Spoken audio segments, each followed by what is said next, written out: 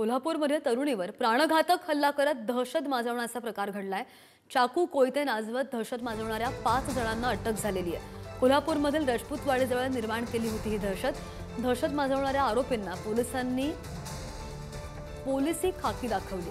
पुढारी न्यूजच्या बातमीनंतर पोलिसांनी आरोपींना अटक केलेली आहे आणि पुढारी न्यूजच्या हाती दहशत निर्माण करतानाचा व्हिडिओ सुद्धा लागलेला होता।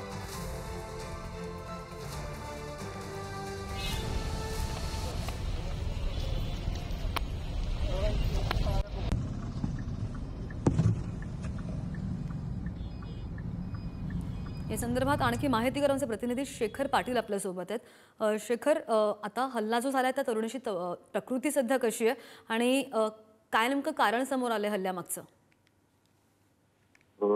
तर त्यांनी हल्ला करण्याचा प्रयत्न केला होता आणि कोयते चाकू अशा पद्धतीनं नाचवत भर रस्त्यामध्ये दहशत त्यांनी निर्माण केली होती आणि याचाच व्हिडिओ जो आहे तो आपल्याला पुढारी न्यूजच्या हाती लागला होता।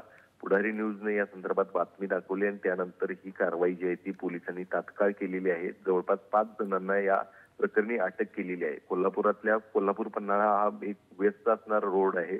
त्या ठिकाणी वाडीजवळच असलेल्या एका ठिकाणी त्यांनी ही दहशत निर्माण करण्याचा प्रयत्न केला होता आणि या प्रकरणी पोलिसांनी अगदी काही तासांमध्येच यांचा शोध घेतलेला आहे आणि 5 जणांना अटक केलेली आहे।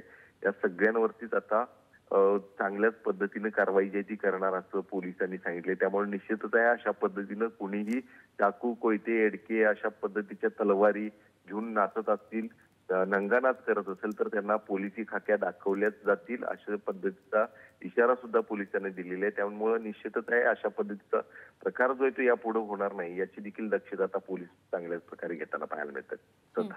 शेखर, धन्यवाद दिलेल्या माहितीसाठी।